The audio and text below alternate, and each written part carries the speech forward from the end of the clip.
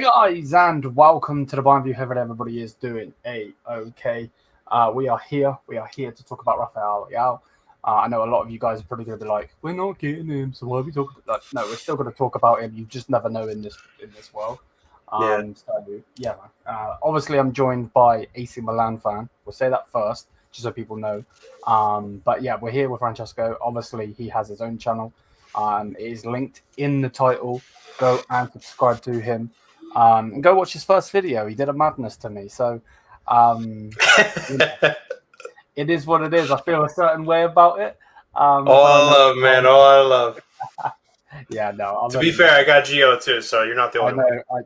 I was like, when I was watching it, I was like, motherfucker. And then I seen the Geo bit and I was laughing my ass off. So no, I know it's all love, man. I know it's all love. But yeah, man. How are you, bro? No, I'm good, man. Just had a good day today. I was spending most of it with my fiance. She had her day off today. She's off for a few weeks before she starts summer school. And just basically, we were getting our stuff ready to move into our new place, and which is going to be in a few weeks. Okay. So just slowly but surely, man. Exciting times, then. Yeah, no, it's coming along, and then just a busy semester coming up, and then I have my student teaching semester that's going to be occurring in the spring, and then after that is when I start officially working in the teaching field, which I'm looking forward to. Yeah, 1,000. I remember you. How are you? Everything all right with you? Yeah, man. Just chilling, bro. Just chilling. Most of the news today is talking about Luis Diaz, and I've been trying to stay away from it because I'm gonna have to mention it. I'm gonna have to talk on it tomorrow. I was supposed to do it today, but as soon as I seen the news that was coming out, I just put my hat down. Yeah, I just wanted to cry, to be honest with you. I don't want him. But yeah, let's just hit straight into the elephant into the room. Of course, we're here to talk about Leão. I know that you have very mixed opinions. I know that you like to troll me when it comes to when I'm in the comments of Geo's to catch us. So that obviously you're a massive part of. Yeah, man, just lay it out for me, bro. What do you think of Leão in your personal opinion?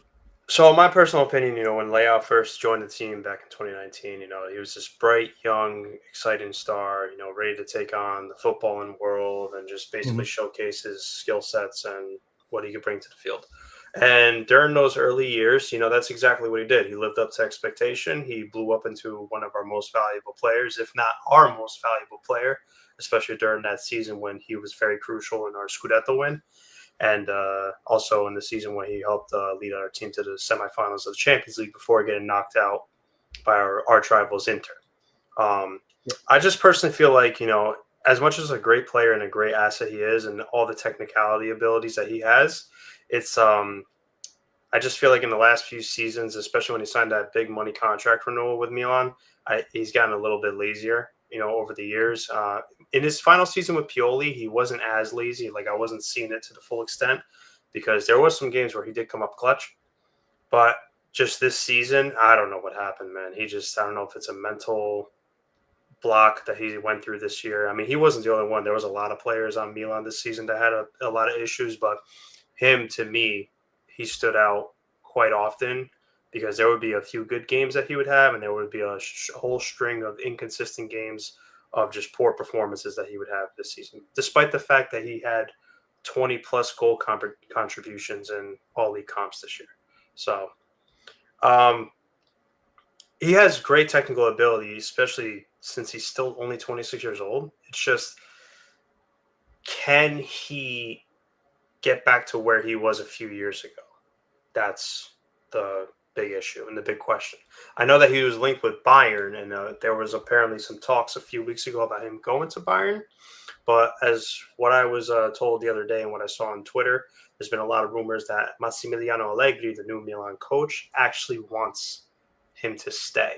He said that he's a crucial part of the project, and he's looking forward to trying to revive him when the new season comes in about a month and a half or so. Interesting. How does that make you feel? So, personally, I look at it as this is Leão's last chance. Last chance to prove himself if he can get back to where he was a few years ago. And I know that Allegri is not the most, highlighted coach in terms of being a super motivative factor, similar to that of like Antonio Conte or Jose Mourinho. But I feel like he could still try to get something out of him. My biggest concern is, can he track back, which is what in Allegri's style of play asks for from every single player, even the strikers. So that's my biggest concern with Leão. And like I said, this is his season to prove himself and try to redeem himself a little bit. Yeah, no. To be honest with you, from what I've seen of him, he looks good. Obviously, you will know a lot more than me, and obviously you've already said, but from what I've seen of him, he looks good. Obviously, for me, this whole window was supposed to be about Wirtz. Get Florian Wirtz in. What's the Wirtz and Musiala connection going to be? Who's going to play where? So on and so forth. Obviously, that shit went down like the Titanic. And then from there, it's like the headless chickens. They don't know what they're doing. Shall we get Leão? Shall we get Nico? Then we're looking at the Gittins. We're looking at this player, that player, like so on and so forth. I would just wish they would just go for one. Just go for one. And like, even from a player's standpoint, for me personally, why would you want to go to, not want to go to Bayern Munich? Bayern Munich is a massive club. But why would you want to go somewhere where it's like 1 minute they're looking there, then they're looking over here? You know what I mean? Like, you've got to believe in the project, don't you? And if they don't believe in you because they're not putting their full access into you, then, No, I know what you're saying. It's the same question I could ask about my team. The same thing with Milan. It's for different reasons, but 1 minute they're looking at one player, the next minute they're looking at someone else. Like, I know a few weeks ago, they're trying to look at Xhaka. Now, Xhaka, the talks with him is stalled because obviously they're trying to go after Arden Jashari on Club Brugge. And it seems like he only wants Milan. He doesn't want to go to Dortmund, even though Dortmund is still trying to inquire about him. But it's just Club Brugge, man. They're just really harsh in negotiations. They're just very tough to negotiate with. Same thing with CDK. They were very tough on us when we were trying to get CDK, and it took us all transfer window to finally sign the player. So I get it. I can see where you're coming from with, why would a player want to go to a team if they're trying to look at a multitude of options? But I think that if Leão were to go to Bayern, it could be a positive and a negative. So a positive because that's the left winger that you guys were looking for to replace Leroy Sané. The negative part is, can he be consistent like he was before? Can he revive himself and motivate himself under this new management, under this new coach, new league? It's a brand new league. It's not Italy anymore. Can he motivate himself and be motivated by his teammates in this new potential project if he were to come to Bayern? That's the big question. Yeah. And from what the reports are basically are saying, and what from certain fans are saying, and so on, from what I've read, he apparently wants this new project. But just out of curiosity, where'd you see the reports from? They were German reports. So German reports. You kind of like, they're probably gonna be going more towards the our club, of course. Right. And yeah, you got obviously fuck me, I can't speak. Obviously, you've got to take it with a pinch of salt. I'm trying to say too many things at once. Take your time, man. You're good. You just never know. You just never know what's true and what's not true, because obviously so many reporters are out there just trying to get clicks for money, and using it as like a pawn. But that's why you got to be careful with these reports, man, because you don't know how reliable or unreliable they are. That's why the only few sources I go to is just Di Marzio and Romano. Those are really the only two sources. Yeah. If they say something, that means it's probably going to happen. So no. I agree with you. That's the thing for Germany. Plettenberg, or Politico as he's known, he's like the main guy for Bayern. He broke the Sadio Mane news when we bought him, and he broke the Harry Kane news. So when he speaks, you normally listen. And to be honest, he's looked very fraudulent in this window, but I think that's because of what Bayern have been doing since the Wirtz saga collapsed or whatever you want to say. So, from what a lot of the Bayern fans in the community, in my community, and in the Bayern community as a whole, a lot of them say brilliant player, brilliant one-on-one, so on and so forth. Very lazy defensively, though. Is that true? Yeah, it's 100% true.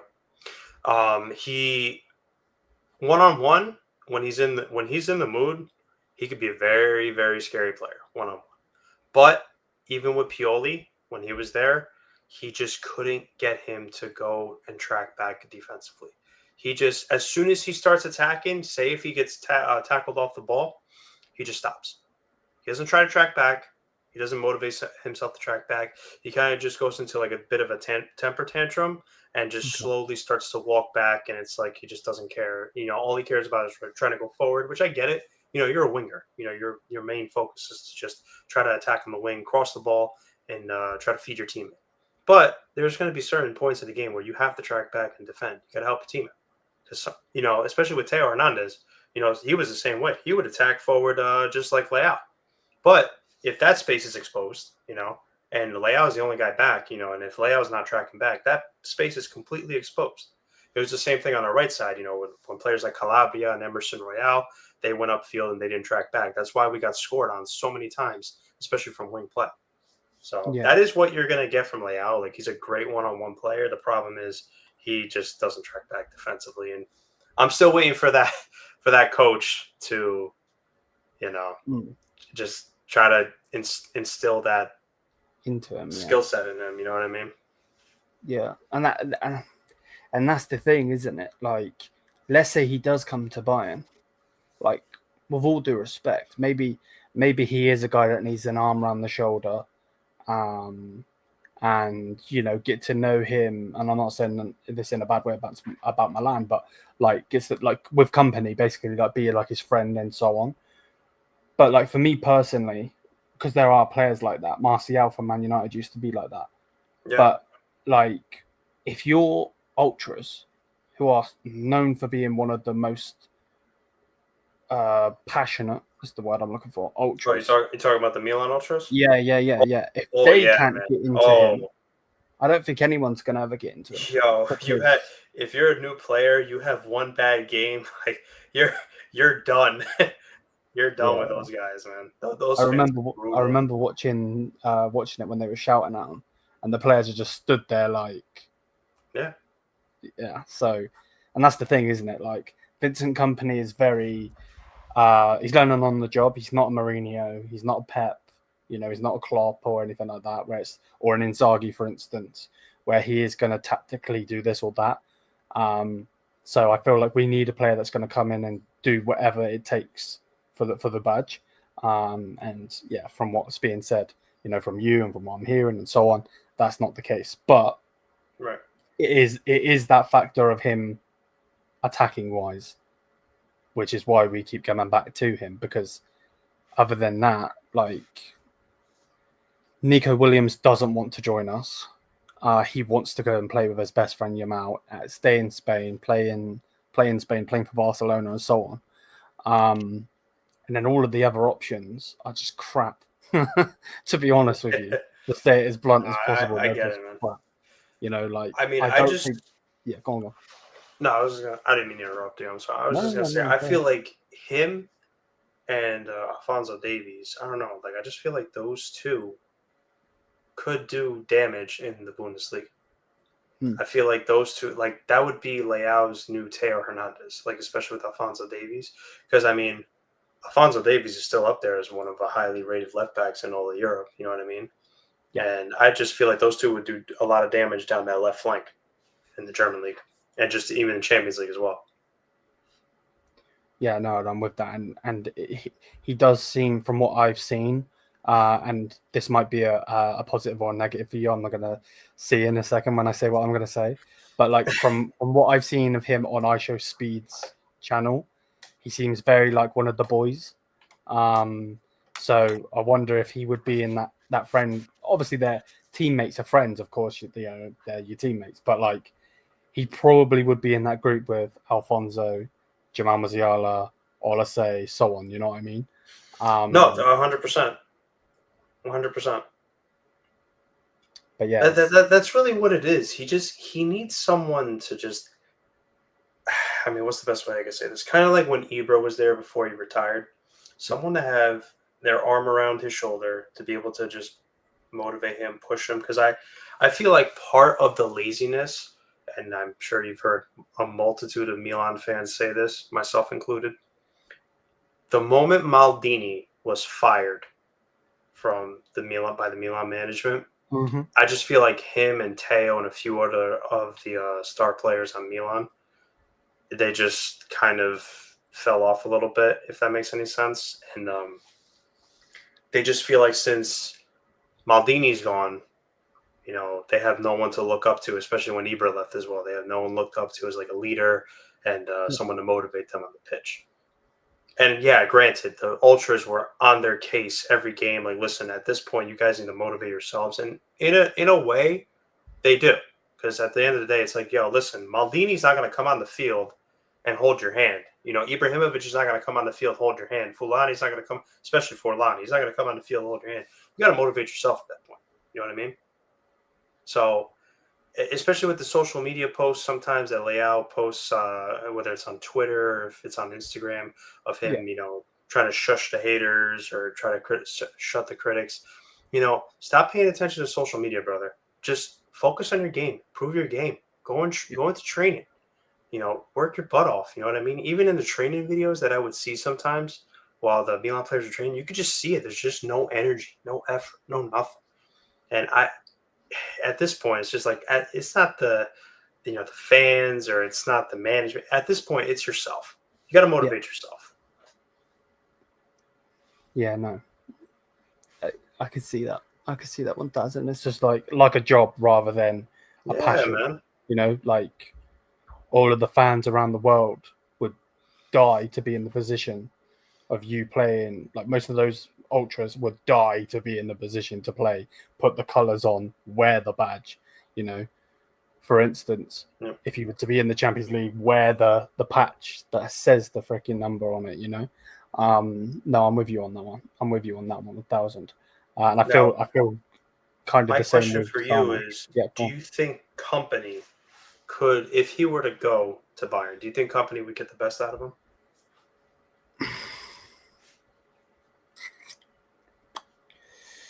It's a hard question to answer, not because it's a stupid question or anything like that. Definitely not. But more in the fact that, like, Kompany's not tactical. Do you know what I mean? He's a good manager, very good manager, but he is learning on the job, But at the same time, what I've seen from Kompany with Upamecano, now defender to defender, I get that that's probably why, but it's totally different. Like totally different. I feel like he has upgraded Jamal Musiala as well. Now, is that just Jamal Musiala upgrading himself because he's that talented? Definitely could be plausible and could be the case. Olise coming in and doing what he's done, again, is that similar to Jamal Musiala? Is that because he's just that good? Right. And going into the league and so on and so forth, because before he come in, he got injured for Crystal Palace. He wasn't doing what he's done, and now he's obviously lit the world on fire, and he's one of the best wingers in the world. So I definitely could say, like, it's kind of like the weighing scale where it's like 50-50. I don't know if tactically Kompany's going to get the best out of him, but at the same time, he's going to play him. You know what I mean? If you bring in Leão, you have to pay. You have to play him without a doubt, obviously, for the money that you got to bring him in as well, which we'll get onto in a minute. But yeah, no, 1,000. I think Kompany could. But again, it's that I'll counter it. I'll counter it with a question of my own. Do you think, personally, and let me know, you were saying in this show, and you've said before, Leão was really, really good before he got the cash, before he got the 10 shirt and so on and so forth. Do you think after you gave him that, now I know that there was obviously things like you said with Maldini going and so on and so forth, no one to look up to and so on. But like my question is, do you think when you give him the new deal and when you give him the 10 shirt, he was like, yeah, I made it. Like, I'm him now. You know what I mean? Like, yeah, a part of me wants to say yes. I just feel like am I right by I saying that? know Did Ronaldinho wear the number 10 for Milan? Ronaldinho, he wore number 80, not number 10. Seedorf was wearing number 10 for Milan. Yeah. Okay, interesting. So, oh yeah. But then again, Seedorf. I mean, listen, Seedorf's earned his number 10 Yeah, shirt. of course. Yeah, you know, what he's done for Milan, are you kidding make me? the Bayern player fall over, man. you know, with my face. No, go on. Oh my god. No, but yeah, Dino, he wore number 80. You know, he wore number 80. But no, just and he had. I mean, you could see it. You know, as soon as he signed that contract, I don't want to say 100% that was what caused him to be lazy, but it could be a part of it because it's just a coincidence that out of all of a sudden, as soon as he signed that contract, you know, you could tell that when he was playing, he just wasn't being serious on the pitch. And again, with what happened to Maldini, because you got to understand, you know, with Milan, I mean, in Maldini, you could basically just say AC Maldini because him and his father before that, Cesare Maldini, they were what helped. Those two were part of the reason of what helped shape the club to where it is today. Granted, I understand with Berlusconi's ownership takeover back in the mid 80s, you know, that was a huge factor in it. But, you know, Maldini, Cesare, and Paolo, you know, those guys were generational players for Milan and are highly respected at a club like Milan. So the fact that we saw Maldini get treated the way he did by getting fired, the way he got fired, you know, probably that flipped the switch in Leão to say like, okay, you know, if this is what they're going to do to someone like this, I can't even imagine what the hell they're going to do to me. You know what I mean? So that could also be a factor of it. I mean, I don't know the exact answer. You know, I'm not a professional on this. You know, I'm just a fan. You know, I just go based off of assumptions and biasness. Yeah. But I would say like part of it could be because of those few reasons, you know. So and you've seen it in the past as well, like with all clubs, you know. When totally different, but when Eden Hazard got his move to Madrid, you know, that guy was doing amazing for Chelsea. You know, even in his last season, he won them the Europa League against Arsenal, which again it's Arsenal or whatever, you know. You know, you've seen it. Speaking of Arsenal, Mesut Ozil got a massive deal, did nothing with it. You've seen it with Aubameyang as well, same club. Alexis Sanchez picked the money over going to Manchester City. It was at United, and you know, so on. So these things do happen. So again, we don't know. Of course, you're 100% right. We don't know. We're talking as fans, you know, and just giving our opinion. But yeah, like, do you think there's do you think there's something mentally there? Because obviously, men's mental health is a thing. 1000%. It is a thing. Oh yeah, like absolutely. It's definitely a mental thing. There's something going on with him mentally that's causing him to be like this. And as I said before, since it's been confirmed that, at least from what I've heard, that Allegri does want to keep him. Both the new sporting director and Massimiliano Allegri have talked to him and said, listen, you're going to be the keystone piece to this new project, along with Christian Pulisic. We don't want to sell you. Maybe they could flick that switch back. Maybe we could see the Leão from 2022. Maybe we could see that. Maybe we could see the Leão that helped us help the team get to the semifinals of the Champions League. You know, because even in those 2 seasons, you know, that was a scary Leão, and that's the Leão that I miss watching. Yeah, and going off of that, it sounds like a dumb question because of what you've just said, but with the Leão that you want to be playing for you, and what, you know, with the Champions League semi-final and so on, if that was the case for him to come back, I'm guessing you wouldn't want to get rid of him. Bit of a dumb question, but I'm guessing. No, I wouldn't want to get rid of him. Of course. Well, I wouldn't. I mean, at that point, you know, it's like okay, you proved yourself, you've redeemed yourself. You know, you still have at that point, I think 2 years left in your contract. If you could try to sign a renewal, sign a renewal. You know, I would tell the management to sign a renewal right away. The problem with our management is, and what a lot of Milan fans are still in denial with, and at this point now I've accepted it. Redbird Capital is a fund. What is a fund? Do you know what a fund's objective is? Yeah, that's it. They just want to make their money. So even if it means sacrificing players, even though according to them, they quote unquote said they weren't going to sacrifice Reinders, they ended up sacrificing him. 55 million fixed deal with 70 mil for the transfer to potentially go up to with added bonuses. So who's to say the same thing will happen with Leão? You know what I mean? If they could get his price tag back to that 100 million euro minimum mark, who's to say they won't sell him next summer with 2 years left on his contract? If he were to revive himself this season, and who knows, maybe potentially with 1 game a week, win Milan a Scudetto or Coppa Italia. You know what I mean? Yeah. So that's what I'm also worried about too. Because same thing with even the new guy we just got, Samuel Ricci, who I've been wanting for a long time, even when we first heard negotiations were happening for him in December. Basically, what if he has a good season? What if he has a similar season to what Sandro Tonali did? I know Sandro Tonali's been at the team for a few seasons, but what if he has a Sandro Tonali-esque season like he did for the Scudetto? Mm-hmm. And he's worth 60 mil next year. You going to sell him too? So that's the problem with our ownership. No, I'm with you. Like, speaking of money, what do you kind of a double question? What do you if he was to come to Bayern, what would you hope for, and what do you think we would buy him for? I would say minimum, and I'm being completely honest, like minimum. Yeah. I would say 70 to 75 minimum.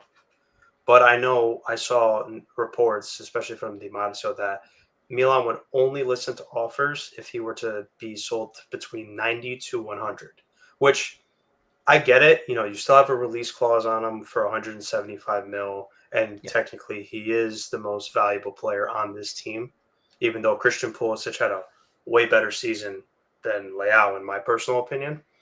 But I would say at the minimum 70, 75. No.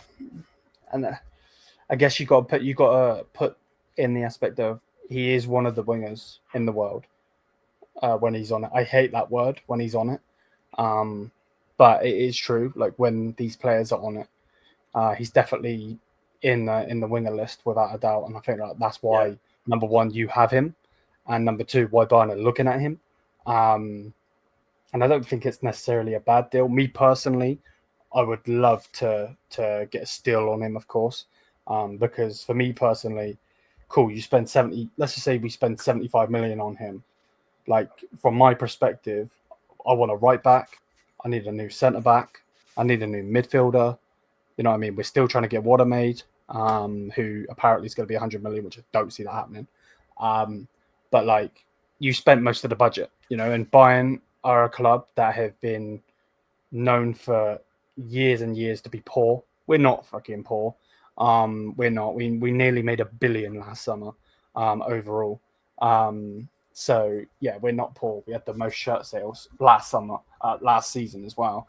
So, you know what I mean? It's just dumb. But yeah, like, if you could get him for, like, this is gonna sound, don't get too offended. This is just my opinion.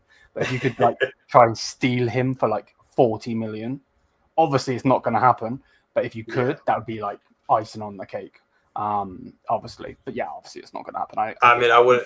To be fair, I wouldn't be surprised if they would agree to that, knowing this management. Yeah. I know. knowing how Giorgio Fulani is, I wouldn't be surprised. It's crazy when I see comments on Twitter and other social platforms about Man City fans saying, "Damn, I think we need to send another 50 mil to Milan for Reinders because we stole him from that team." Yeah, that deal in itself is bonkers, absolutely bonkers. Off topic to Leão though, we'll come back onto it in just a second. What do you make of your Mexican striker? Is it Jimenez? How you say his name? Santiago Jimenez? Yeah, Jimenez, that's it. So I don't understand why, not even just Milan fans, I don't understand why people have been harsh on him recently. Like, I understand he went through a dry spell, but these are some factors that people need to have into consideration. He joined Milan in January. Yeah. Milan just hired a new coach because the first coach did a horrible job, which I expected to happen because, listen, no disrespect to Paulo Fonseca, but he's never been a big-time coach for a big-time club. I understand he won the Ukrainian league, but, it's not amongst the top 5 leagues to give yourself a Milan managerial job. So he joined when Sergio Conceição just took over in the midst of a bad season. He had a hot start, but after that hot start, occurred, it cooled off. And it's also because, you had a lot of mixed reactions from a lot of players, a lot of fights going on, from Davide Calabria fighting the coach after the Parma game to, the player, Teo Hernandez getting himself sent off due to the fact that, he dove, which I'm sorry, like it's a dive. I don't know what he was thinking doing that. But it was just, I felt like he joined the team at the wrong time. And we need to give him more time because he's a solid number 9, in my opinion. And when you feed him the ball exactly, because that's the thing, I look at it as like you need to feed him the ball. He's kind of like a Giroud, just with a little bit of speed. You got to feed him the ball. He's not going to come to you. He's not like Morata, where he's going to try to come to you in midfield and try to take the ball up the field and try to create a counterattack off of it. Yeah. So I'd say give him some time. That's why when I heard rumors about Vlahovic wanting to come to the club, and Allegri's trying to get rid of Santiago Jimenez, I'm like, we don't need Vlahovic. We have a number 9. We just need a backup number 9. Get a guy as a backup. You know what I mean? Yeah. Now maybe it's because he wants to go for Vlahovic, maybe because Allegri wants to do a 4-4-2, but I think that Allegri's still going to do the 4-3-3 because with Luka Modric coming in, Ricci coming in, you got Jasari coming in. I just feel like he's going to go for that 4-3-3. But, yeah, I just think we just got to give Santiago Jimenez time, man. That guy, he smells the goals. Yeah. And even in some of the games, when the end of the season came, he was still scoring here and there. Even when some of them didn't count, they were offsides. He was still, a very effective player when he was on the pitch. So, just got to give him some time, man. No. The reason I asked, just to, let you know why I asked, was because, that guy single-handedly destroyed Bayern for Feyenoord before he signed for you guys. And he is definitely a player I would have loved to sign. Now, again, unfortunately, gone the days where Bayern have a couple of good strikers, the days of when we had Lewandowski, not Lewandowski, I said a totally different name, Mandzukic, Mario Gomez, and Pizarro, like all very, very good strikers. Now I like Gomez a lot, man. Gomez was one of my favorites. He was a good player, man. Yeah, 1,000. You know who I liked as well, even though he was only there for a few seasons, and I know he didn't have the greatest time there. I liked watching Luca Toni for Italy. I liked watching him a lot when he was at Bayern. Yeah. Playing with Lucas Podolski and Klose and all those guys. So, again, all strikers. Like, gone the days where, again, I think that's just Uri Hones being in the 70s in his brain, to be honest with you. But, yeah, he's an absolute superstar, bro. So, if you were to get rid of him, that would just be another dumb move that your club's making. I don't understand why that's even being talked about. You know what I mean? They're like, oh, we need a number 9. We got one. We have one. Why do we need to get rid of him? We have one. Yeah. Nah, it's dumb. It's dumb. I see what this guy said in the chat. So what about the striker? He's about 16. So I think he's talking about Kamada. They are loaning him to Lecce with an option to buy, which at first I flipped out because I'm just like, why are you giving him an option to buy? But they have a buyback option, Milan. So, that kind of, I was like, this is what I'm talking about with this management, Liam. They're making some questionable calls, especially with our youth. So, yeah. Is it a buyback option or do you have a first refusal? No, it's a buyback. They got a buyback option. They given Lecce the option to buy, but I would hope that Milan doesn't let him go for peanuts because he has a talent to be something special, and it would really hurt to see him go for such a cheap price and to go to a team. No disrespect to Lecce, it's just Lecce is not like Milan, Inter, Juve, or the other giant teams in Europe. So You know, bring him back. Let him get his experience. Let him get some first team football in Italy, and then bring him back and have him ready to go the season afterwards. That's just the way I look at it. Yeah, no, 1,000.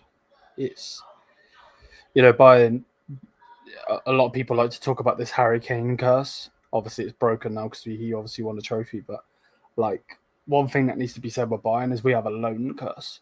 Like, if we put a player out on loan, they don't come back. Not normally. I think the only one. I think there's a couple people saying in the chat last time, but the main one is Philip Lahm. He went out on loan when he was young. But like Matthijs, he went out on loan, gone. Paul Vanna is coming back, but he's going to be gone. Ibrahimovic, not your one, our one. He went out on loan. Now he's gone. You know what I mean? So it's so stupid. But yeah, whatever. It is what it is. It just is what it is. What do you think? We kind of already touched on it. But what do you think like Leão could do with Davies, with Jamal Musiala, with Kane? Like, do you think? Again, I know it comes down to him being lazy. We've already spoken about that. But let's say he's on it like a car bonnet, and he wants to play. He's playing amazing. You're looking at it and saying, "Damn, we just sold him for 60 million, 70 million. They should have given us 50 more million." Like, what do you think he would do? Well, obviously, you already have a superstar talent in Musiala. Yep. You got Davies, who's your left back, and you have Elise, who plays on the right side. Yep. You bring in a player like Leão, because I'm sure you're aware, despite even though he's got the dribbling abilities, Jamal Musiala, I'm sure he's very good at distributing that ball, correct? He's very good at passing that ball? Okay. Yeah. And just to make sure, who's your striker? Harry Just Kane. to make sure? Harry Kane. Okay. So Harry Kane's a striker. He'll definitely be that guy to take on players one-on-one. He's got to work on his passing a little bit because I feel like his passing has kind of fallen off a little bit. Sometimes when he tries to cross the ball into the box, he doesn't even get past the first man. So he's got to work on that a lot. He used to be very effective with it. And there is moments from time to time that he will be on his game with his passing. He will definitely get a load of assists, especially when you got a striker like Harry Kane in your team. He'll definitely try to distribute the ball. And Jamal Musiala, definitely try to distribute the ball to them as much as possible. But he will have moments where he will try to ball hog a little too much because that is another thing that he did a lot this year, which cost us in key moments in certain games. So that is something that you have to look out for, if that makes any sense. Not even just the laziness. He does ball hog a lot. Like, he'll try to go on these Ronaldinho runs where he tries to dribble past like 5 or 6 defenders just because he wants to get a goal for himself. So he's like selfish. In some cases, yeah, he can be very selfish. But do you think? Yeah, go on. I just think that he could definitely be very effective down the wings along with Elise. He could definitely be very effective because you got to look at it this way. It's not just going to be him that's going to be the key player on the left side of the field that will constantly be fed the ball. You're going to be having it from both sides. So there's going to be moments where the opposing team is going to try to focus on Elise and Musiala, and Leão is going to be open. And I'm sorry, but whoever the defender is that's marking Leão, as soon as Musiala or whatever teammate or Kimmich distributes the ball and he's on a run, no defender's catching Leão. I don't know if you've ever seen that man run. Yo, he's fast. Mm-hmm. So I will give Leão that benefit of the doubt. That man is an athlete. He can run. So him and Davies, wow. Oh, yeah. Because that's exactly the same thing I would say to him. Exactly. Obviously, he not the skills of a Leão, because Leão is an out-and-out attacker. But no, I'm with you. It's actually quite funny as well. The show I just did before this one, the reason I was a couple of minutes late was because he was like, please get this guy to make some phone calls. We need to sign him. What, the guy he wants Leão? He wants Leão, Like, really? He wants Leão. Yeah. I mean, hey, if Leão is able to motivate himself into the player he was a few seasons ago, your team could be scary next season. Bayern's team, you guys get a good signing in the center back position. Yeah, Bayern's going to be a scary team next year, especially in the Champions League. No, 100, bro. 100, mate. It's all with buts and maybes with my dumbass club, though, mate. Yeah, I was fast overlapping one, but yeah, exactly. Yeah, Yep. him, and that's what made him and Teo very effective at Milan. Yeah. I'm with you. And the thing is, I've heard you say on Geo show to Takacho, if you're not a massive fan of Theo, and he's very selfish where Davies isn't. Now Davies can go on a run or whatever, but a lot of the time Davies will pass the ball and go back, rather than you go back, I'm going forward, cover me basically. So yeah, no, I'm like, again, I just want to wing at this point. I'd put you on the wing, brother. I really would. I'm so bored of this saga. That saga is so boring. Man. It really is. What the chances? We're not getting, number one, we're not getting Yildiz. Number two, he has a contract until 2029. I've just looked. So yeah, Leão is your top owner. Definitely not the word that was supposed to come out. He's your top earner. So he's got, if I'm right by saying, he's on 123,000 euros per week, 6.4 million per year, 2.5 million in bonuses. So what, that goes up to what? That's right. Yep. That's that goes up to, if I can do maths, what's that? 2, 6, 8, probably what, around 9, maybe pushing to 10 million. I know he gets. Yeah, I think it's like 7 or 9 mil he gets gross, and then whatever he gets deducted for taxes and all that stuff. So yeah, 100. So yeah, he's probably gonna at Bayern. He's probably gonna be on 10 to 15, probably.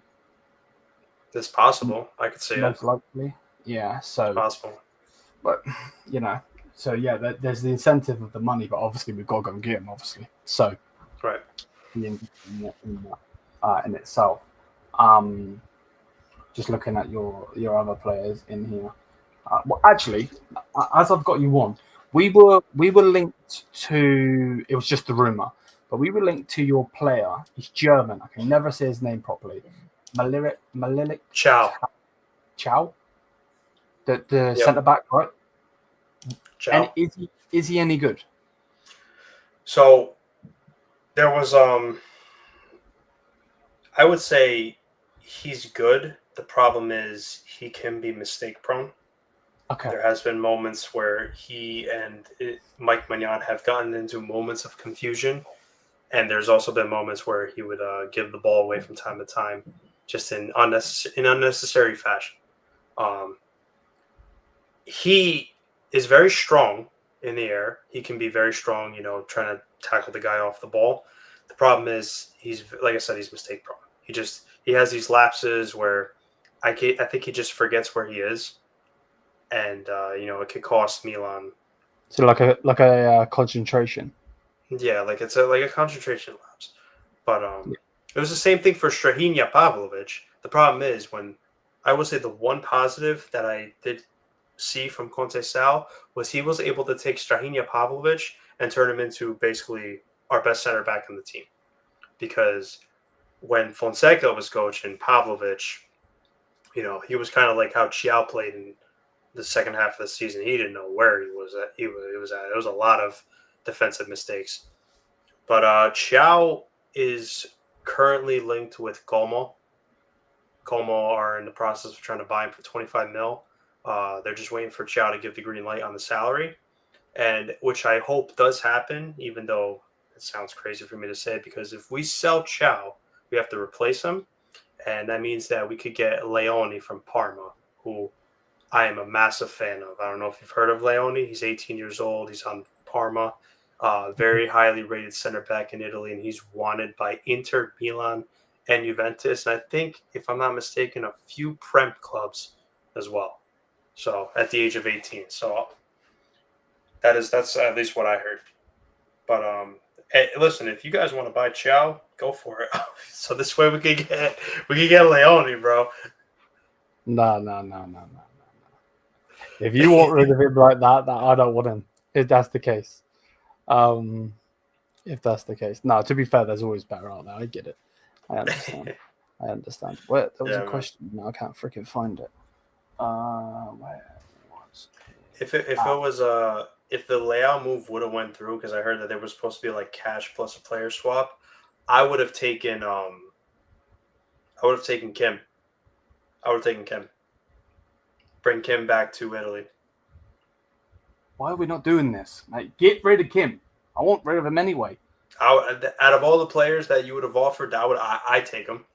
Bro, you could take half the fucking team. They're all shit. Also, I saw what that guy said before about Brahim Diaz. Oh, man, I would take him back in a heartbeat. That guy was amazing. Man. It hurt to see him go back to Real Madrid. And basically be sat on the bench. Oh, my God. I mean, can you blame him? You see that team? You see the players they have on that team? Man said, would you take 50 plus Kim? Yeah. Yeah, because Kim in himself was around 50. Obviously, it's got to be depleted because he's been shit. But like him and himself was around 50 to 40 to 50 million. So the way I look at it, I think Kim left Napoli too soon. I think he should have stayed another season, adapted himself a little bit more, and then maybe try to see if he could go to a bigger team. Yeah, with the 50 million that you said, that was because of the release clause that Napoli put on Kim. They put his release clause at 50. And I believe that's what you guys paid for, right? Did you guys pay the 50 mil? Yep. Yeah. So.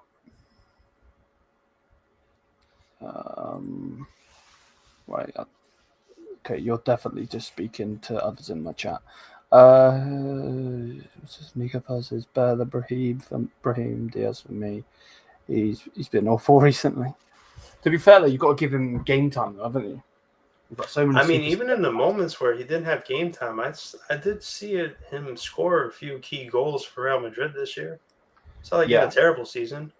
Yeah. I mean, what can you do with Brahim? I mean, he's competing with the likes of Jude Bellingham and co. You know, what can you do? Yeah. And Modric, who's 40 years old, but he's still balling. Yeah, he's a wizard. I'm with you, 1,000%. But yeah, man. I don't really have any other questions, to be honest. Collab, I'm glad to have you on the channel. Of course, man. And yeah, we'll definitely get you on again, without a doubt. Again, people, smash the likes, hit the subscribe button here on the Bayern View if you haven't already. Let's get this guy's close to 100 subs if we can. If you're watching this as a playback, I know we don't have 100 people in here right now. Please go over and subscribe. I'll keep promoting it, obviously. Appreciate it, man. 100, bro. And I appreciate you and quick shout out to Liam himself, guys. I appreciate him and Gio. They didn't have to do this, but they designed the logo and banner for me, which I appreciate very much. I forgot to say that, and I should have said that before, so I apologize on that. But I appreciate both of you very much, man. 100, bro. 100. Like, I just want everyone's thing to look as professional as it can, Absolutely. So, I did. Gio's one that he has now, I did for him. So, if it makes it look better, then perfect. Because you don't want anyone, they are hard to make. They are. Like, I know how to make them because I've been doing them for years. You know? But and put it this way, I've been going through it where they've been looking shit. But I've made those mistakes. Does that make sense? Like, and I know you personally. You know what you're doing. Yeah, man. Listen, everyone's human. People 100%. Make mistakes. 100%. No one's perfect. If we had a perfect world, in my opinion, it'd be boring. So yeah, everyone makes mistakes, brother. No, I could tell you the world ain't perfect, brother. No. Real Madrid have got way too many Champions Leagues. Way too many, brother. Juventus has way too many Serie A titles, man. Way too many. We can agree. But yeah, bless up to everybody. Hopefully everybody's doing well. Smash up the likes, hit the subscribe button. Let's go. Let's redirect to Yunus. Barca reacts. Bless up to everybody. And yeah, man, we're getting out of here. Mia Samia. Peace out, my people.